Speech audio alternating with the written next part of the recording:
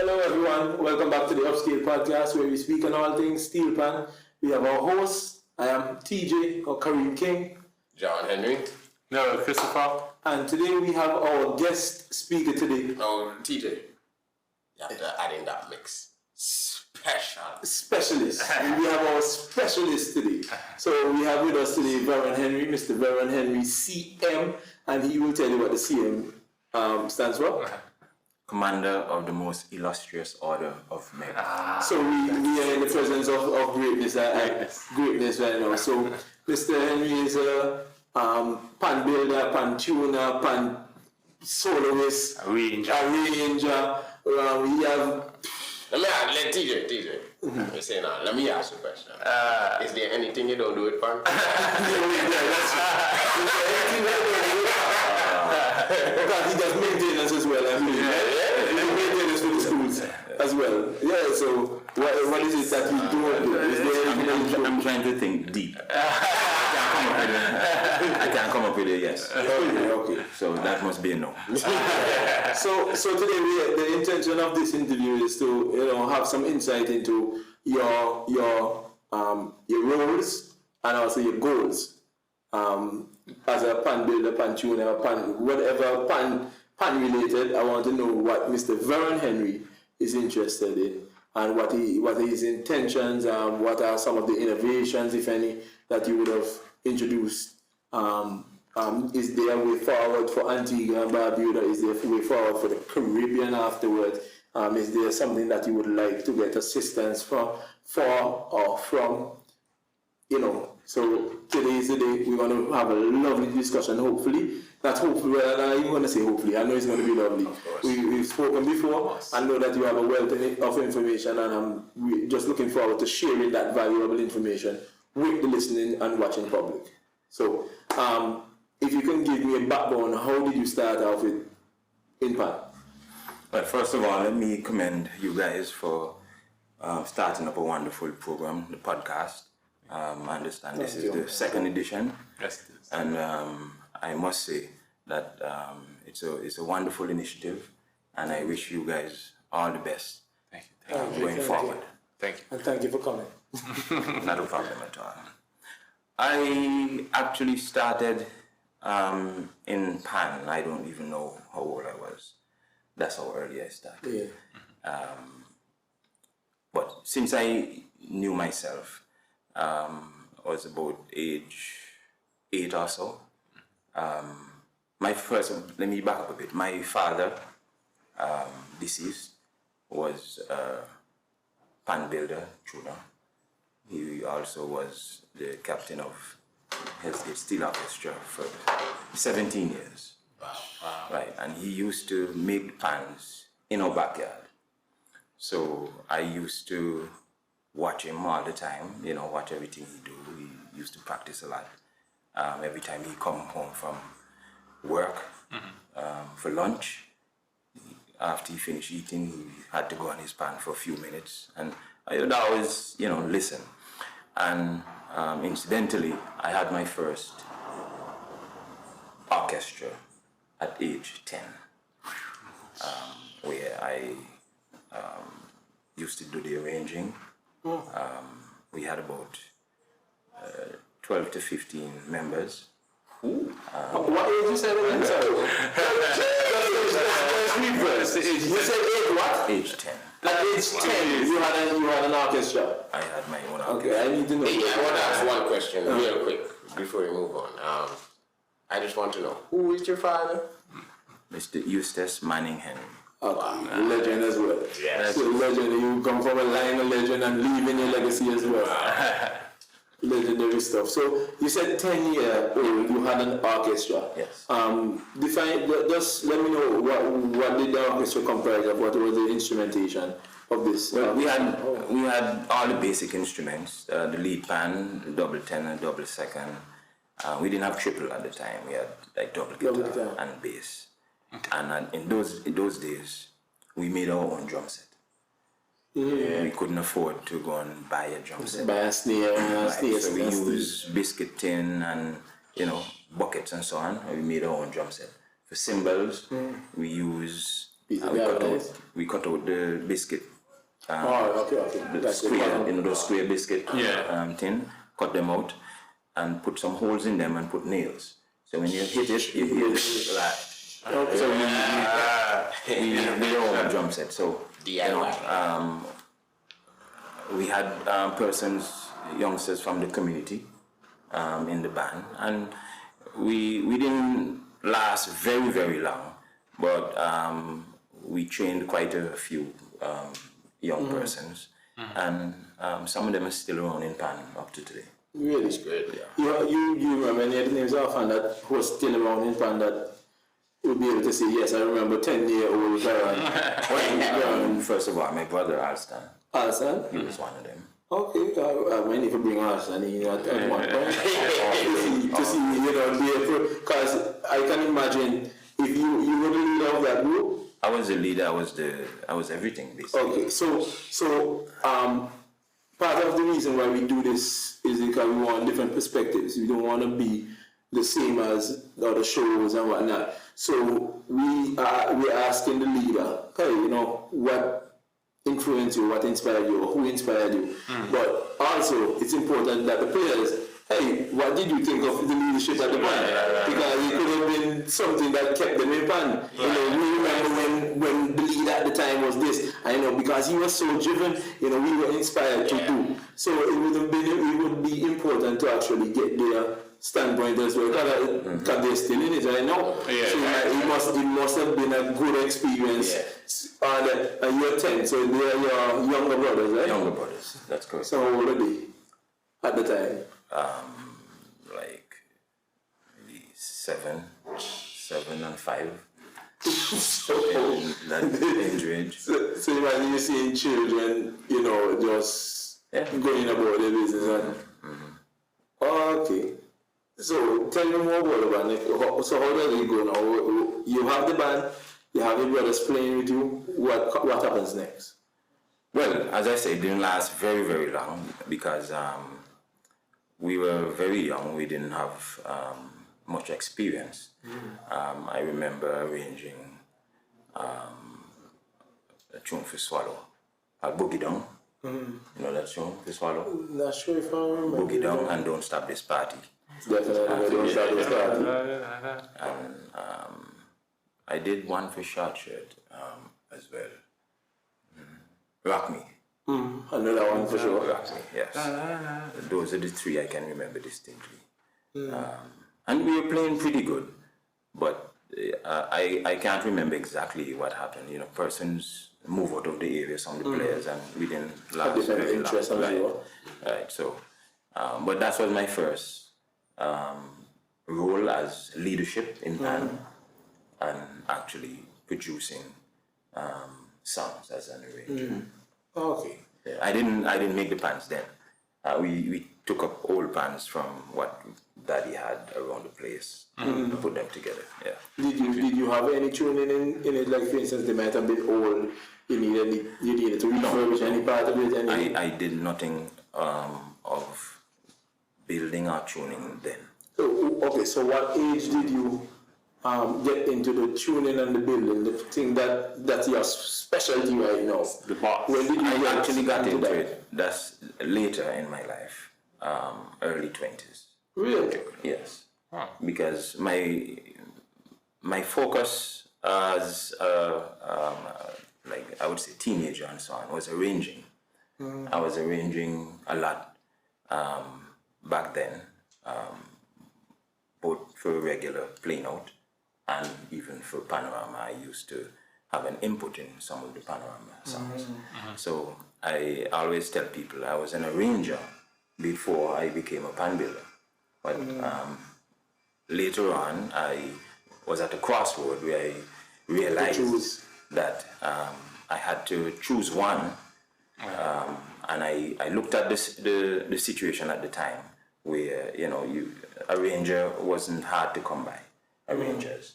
And pan builder, on the other hand, was Scarce. not only scarce, but the builders that were there at the time was of age. Okay. Right, and I foresee that in the not too distant future, we weren't going to have any builders in Antigua. So that's what pushed me into making pan building and tuning my career, my final career. So before we go further, because I wanted to continue just there, but I just want to make sure any of the two hosts, you guys want to ask any questions here? Because I have a question as well to ask, but I don't want to. TJ, you ask it. Well, no, do you have a question? TJ, you ask your question first. Alright, so the question is, I understand that you foresee when you foresaw somebody, you got the vision that they will be out of pan builders soon, and that you wanted to, is it that you wanted to continue the craft for the betterment of the country or the pan fraternity, or was it a financial decision? Which one weighed more, if you get what I'm saying? So one of it saying, Definitely. I don't want to leave the place stranded, I don't want to leave the pan fraternity stranded without any pan builders. Or is it that, hey, for me to be successful, I need to do this? Which one is it? Definitely was for the benefit of the country overall. Because when I got into pan building, it was nothing much to make out of it. The cost of pan was still down, very much down. My father wasn't doing it as a professional, he was doing it as a hobby, right? It's after I got into it, and after I looked internationally and I saw the cost of pan and the value that was placed on our instrument, that's when I actually raised the bar where finances is concerned. Okay, that's interesting. So the reason why I'm saying that is interesting, and I hope that everybody understands. It's Veron Henry at 20, 21, 22, I'm not sure how you say, early 20s. Early 20s. Recognizing and seeing an avenue way ahead that, hey, you know, if I'm going to help out, I need to specialize in this. Right. I need to invest in this. I need to, so our youngsters know. So I just wanted to, because I'm an educator at the end of the day, apart from musician and panist. I just want them to know that sometimes it's not where the popular avenue is. Sometimes you need to determine your path, and you need to see that, you need to get that vision and channel your energy into that area. So you may not be the best player, however, there are different options that you can explore. So one option would have been the intellectual property part, where you can produce books or lesson plans for steel pan. So you may not be the best player, however, you can write scholarly articles, you can write historical, you can do research, you can do different things to get to get your, what I call it, to make a living. Right. So you saw your opportunity with the age of the pan builders at the time, and seeing that they were heading out, and you said, okay, cool, let me fill the gap. Yeah. So it's important for us to, you know, I like as well is that Mr. Henry did everything. He did arranging, drilling, pan building, tuning, but at the end of the day, he made the decision to himself. Look, this one is more beneficial. Pan builders, they are going out. We're not having a restock of new ones. So I'm going to put my focus on the pan building so that the art form can be maintained. Right? I think that's very commendable. Yeah, definitely. Yeah. That's why I asked the question, was it the country mindset or was it the financial mindset? And as you said, and I believe you because you're saying now, when you started, pan didn't have much money in it. So it's a totally different situation when you hear somebody who, let's say, okay, I go into law, and I'm telling them, oh, I didn't do it for the money, but I know that there's money inside of it. You understand? It's a little harder for you to believe that when you know that there's money there and the person is telling, oh no, I'm not doing it for the money. But at the time when you went in, you said there was not much money there, and you actually still showed it. So I just said commendable. As well, TJ. Yeah, so he put his focus to one thing, bettering his craft. So he wasn't doing all these things that take up, playing. He also plays as well. He also. So playing, arranging, those take up time. Yes, definitely. Everything, if you're going to perfect your craft, You have to put something. you have to put the time in it. So him choosing on one thing Yes. to really focus on, we can see today why he is one of the best And pan builders and tuners. also, Jawan, he makes us even understand and even have a bigger appreciation for him because now you recognize what he would have done, for the art form. Selfless. Right? Yes, he was literally selfless. I mean, he could have continued arranging. Yeah, And him doing that too. Good gig. Him doing that too made way for younger people to take that arranging. role. Yeah. And now he has become one of, if you mention Veron Henry name in any country, I'm sure they will say, boy, yeah, that man can build a pad. Yeah. Right? Because he has now become one of the best in the world. Yeah, So that's it. Exactly. So, like, fun fact is the pan that my personal pan was built by Mr. Henry, and everywhere I go and I play my pan, everybody asks, where you got that pan? Who built that pan? Right. So I am an ambassador for Veron. As you said, fun fact, fun fact too. I was built by Veron.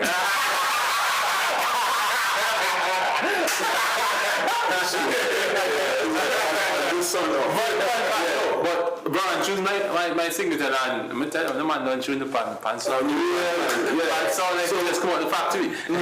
So you, in terms of your opportunities that you would have gotten since the building, because we're talking about our experience with you, can you give some of the countries or some of the places that you would have built instruments in or for? I've built instruments. I've traveled to build instruments in places like Rochester, Tennessee, Atlanta,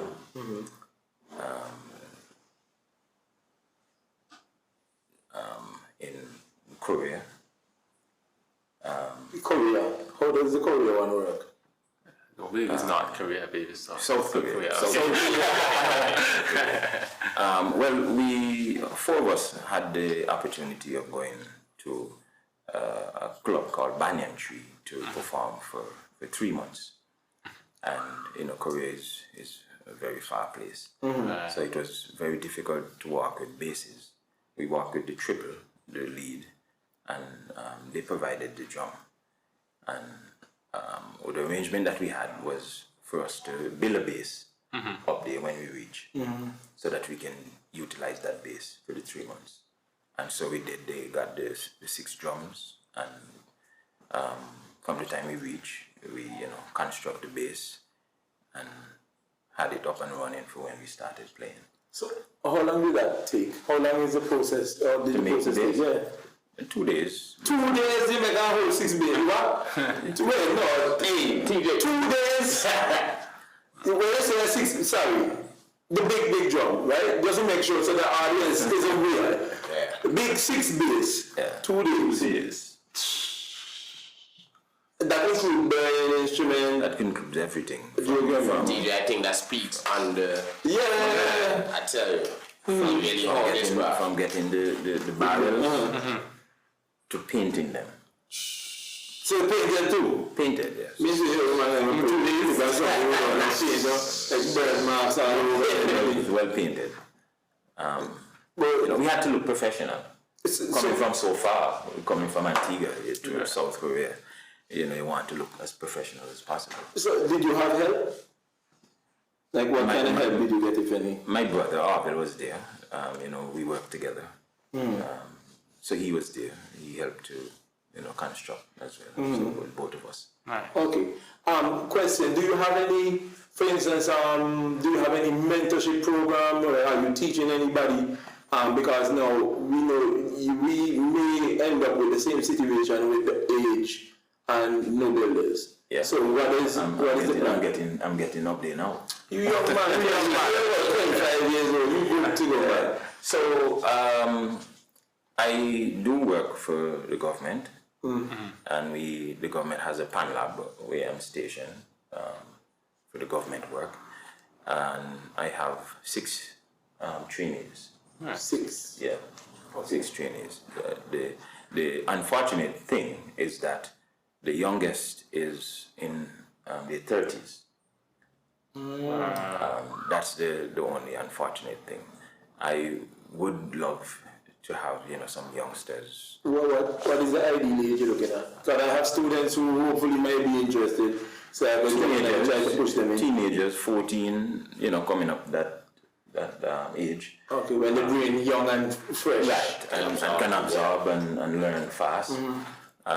We love to have some youngsters, whether it be male or female, to come and learn, and hopefully they can become a next professional pan builder tuner. Okay, so in terms of the mentorship program, if you're looking for persons, would the government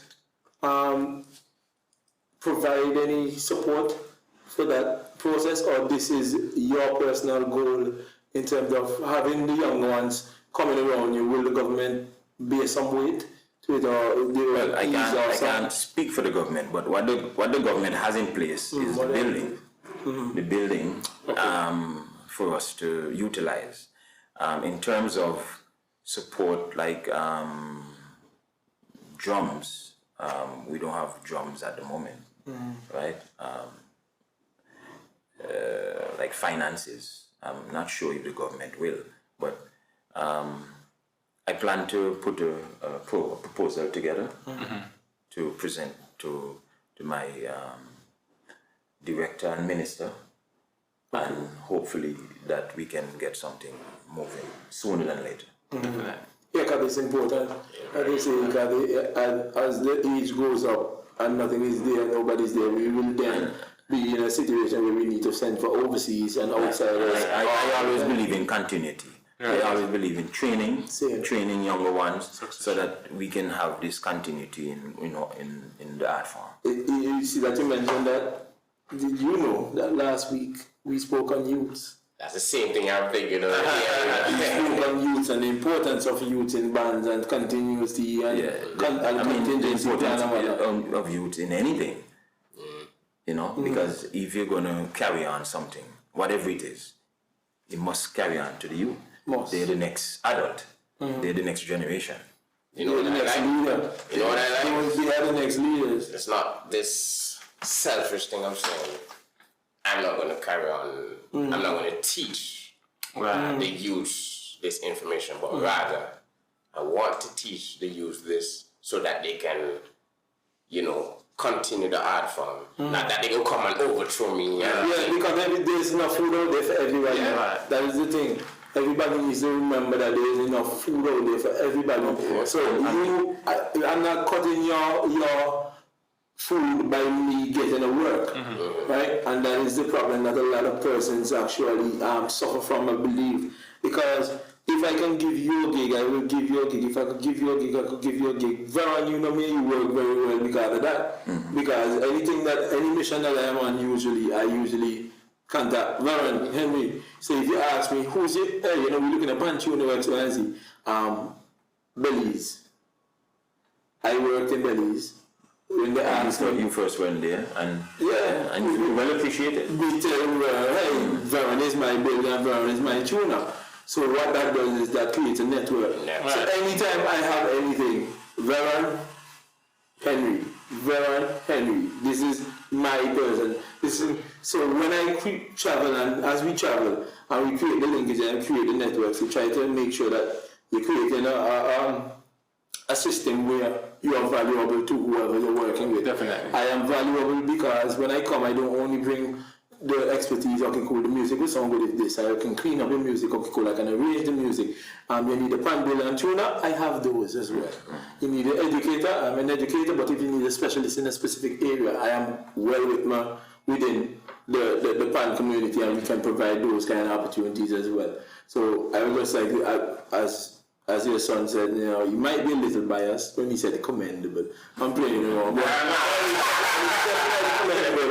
A selfless act, as far as I see. You have to realize that Antigua is a very small space, and you know, if we find that we have, you know, a abundance of pan tuners and builders, we can always export. The world is a huge place, you know, and out there is waiting for people. You know, in the art.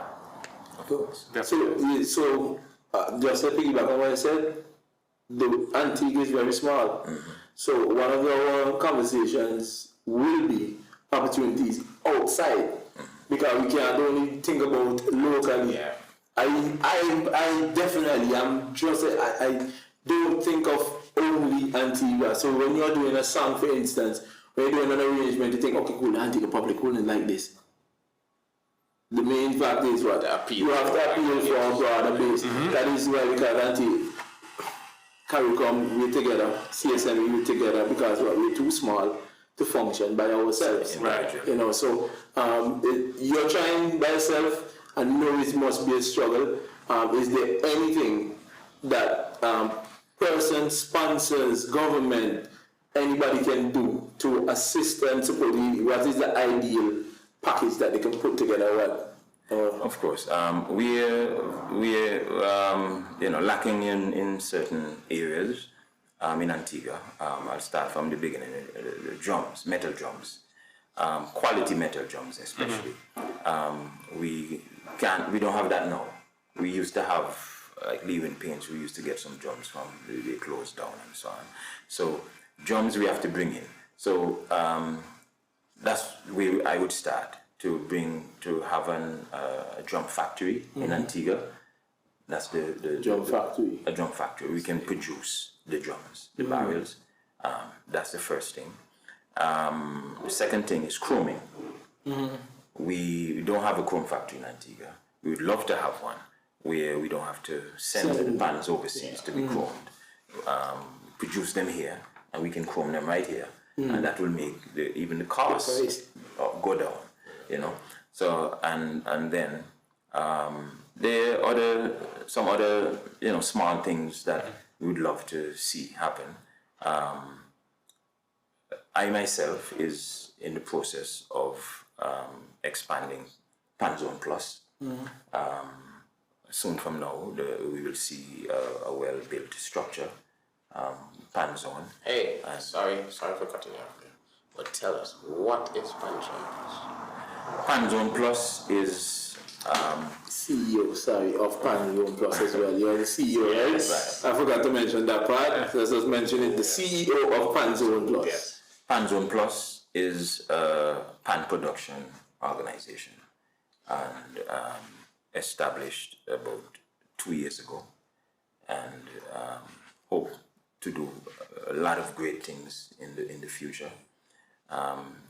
Just waiting to establish a base where we can function from, and when we take off. That's the intention of to have the structure and to take. We want to have everything from the construction of the drums, the construction of the instrument,